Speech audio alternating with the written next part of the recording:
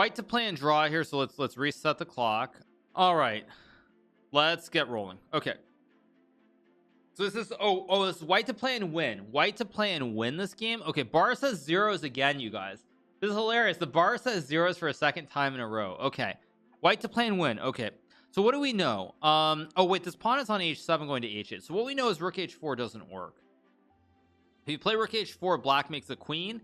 You take his queen. He checks you with rook b1. You take, and then he takes, and then he takes the pawn. So we know rook h4 is no good. So let's do the process of elimination. Rook h4 is wrong. So what does that leave? Knight g3. He takes. You queen. He queens. You eat the queen. He checks your king. You have king c2. Wait a second. Okay, so knight g3 takes queen. Queen takes rook b1, king c2 takes rook h4 is game over.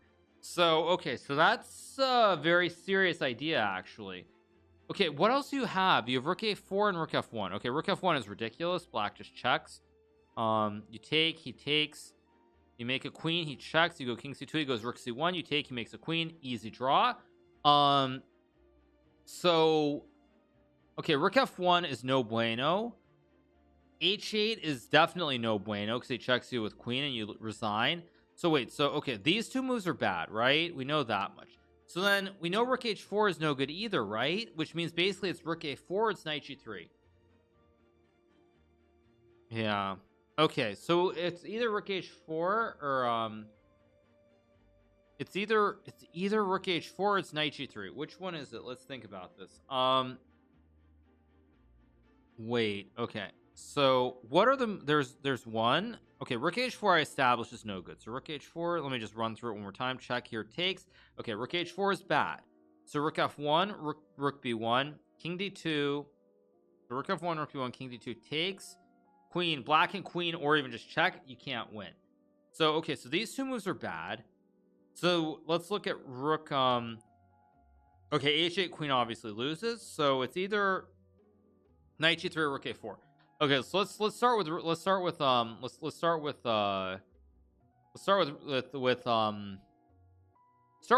because I think it is knight g3. My instinct says it's knight g3, so I'm going to try to make sure rook a4, rook a4, king b3, and you just have nothing. Okay, so rook a4, king b3 can't be it, so then it has to be knight g3. So wait, okay, this feels too easy. So wait, it's knight g3. What can black do? Black can in between check maybe and then take. But then you queen, black queens. Check king b3, you have no good moves. This is not so easy. Okay. So knight g3 take. Okay, so knight g3 takes queen. If rook b1, I guess it's the same line. Black can do it in either order. So knight g3 takes queen. Wait, so okay, knight g3 takes queen, rook b1, king d2, black queens on h1, and then I have to find a mate. You can go queen g8 check. If rook b3, you have rook a4, king b2, queen g7, king b1, rook a1 checkmate, game over. If rook b3, rook a4, king b1, you take the rook. So after check, king b2 gets made, queen check, king a3, queen a7, king here, and then you do the zigzag up the ladder and then checkmate on b4. That's game over. So okay, so you check on g8. If king a1, you go rook a4, king b2, rook a2 is mate. So king a3, so rook b3 loses, king a1 loses, king b2 loses. So king a3 is the only last move that I have to look at. So king a3, but you go check. There's no rook b4 because I take. King b3, then I check on b8. King a2, I do another ladder with queen f7. Then I check, and then I check, and then I check, and then I mate you on a4, maybe a5 and b4. Looks winning. Yeah, it's winning. It's got to be winning. Oh, I'm getting my arrow fixated. Yeah, I looked away for 1 second. What's happening? Yeah. Yeah, I'm pretty confident that I have it. So I'm just gonna stop it.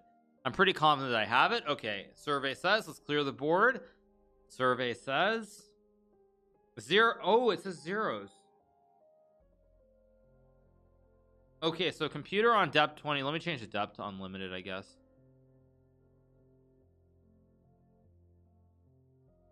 Wait, why didn't it save?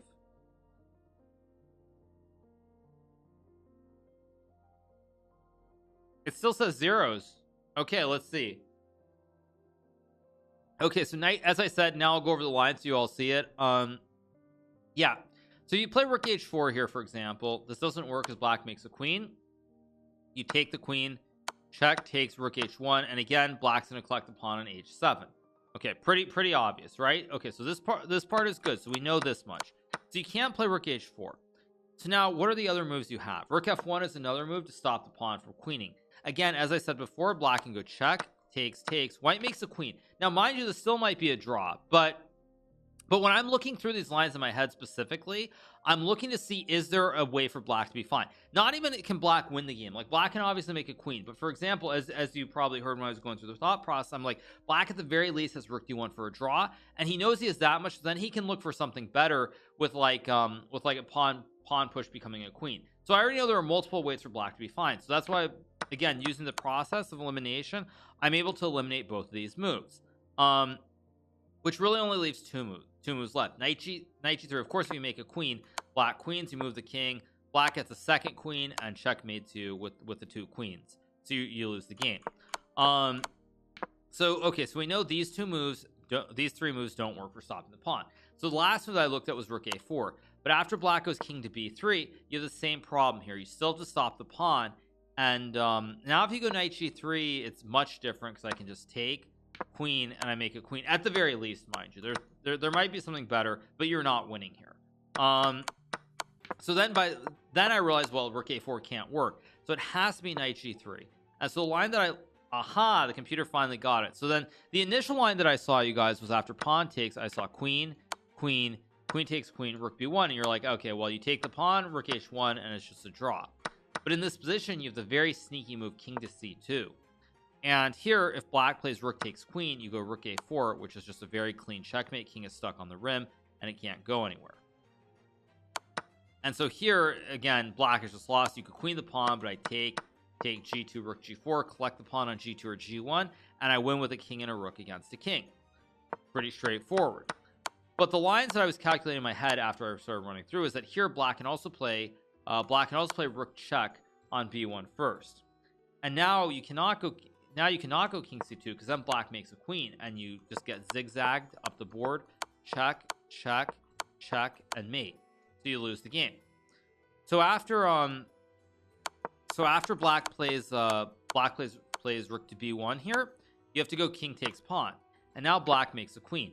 And this is where I just start thinking about the whole line, because again, ordinarily it would be like queen a8 and the game, but if you go queen a8, it's a classic Botez gambit. Black eats the queen on a8, so you can't go check.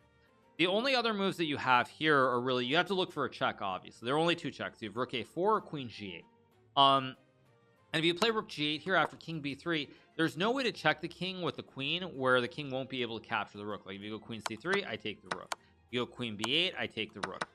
And of course, if you move the rook either square, I just eat the rook on a3 or b4. So you can't make that check. So then again, by the process of elimination, you know that it's queen g8. And the lines that I mentioned, again, I know I'd use like 50 gazillion arrows. There are a couple moves. If black goes king a1 here, you go rook a4 check, king b2, rook a2, or queen a2. Both moves work, and it's checkmate. So you can't go to a1 here.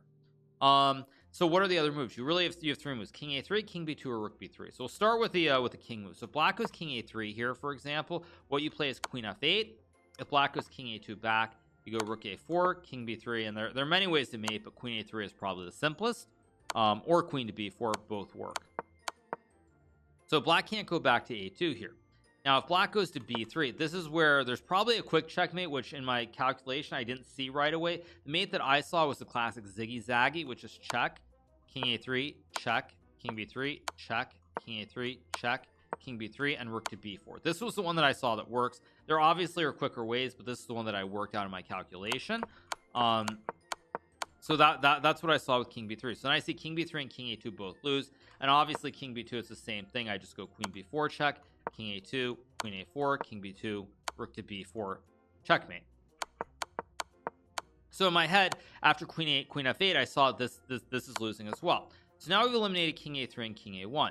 So the only other king move that black can play is king to b2, but again, this doesn't do anything either, as again, I can do the classic zigzag, king a3, check, king b3, check, king a3, check, king b3, and rook to b4, clean checkmate. So now we've determined that all three king moves lose. So the only other move that black has here is to play rook to b3 to stop the mate. Now here, of course, there only are two checks. Again, you don't want to play queen a8 because of course black will just take your queen. So you have to play rook to a4 check. And so here black can't block with the rook, so that would put the king in check. So black has to move the king. If you go to b1 here, I just go queen takes b3, checkmate. If you go king to b2 here, I go again. I have to keep looking for checks, and luckily there's only one check here.